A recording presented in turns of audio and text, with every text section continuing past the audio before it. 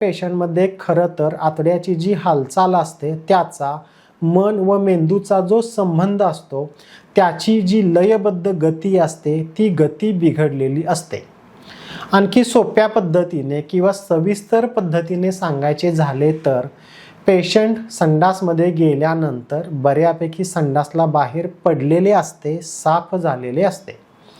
परंतु पेशंटच्या मनामध्ये असा विचार येतो की संडासच्या जागेमध्ये अजून काही संडास शिल्लक राहिलेले आहे आणि ते सुद्धा बाहेर पडले पाहिजे, जेणेकरून तो पेशंट संडासमध्ये आणखी थोडा वेळ बसून राहतो, कुंथण्याची प्रक्रिया करतो आणि जबरदस्तीने संडासला बाहेर काढतो। परंतु तरी सुद्धा वाटत राहते की आतड्यातील संडास पूर्ण बाहेर पडलेले नाही, मला संडासला साफ होण्याचे समाधान मिळालेले नाही।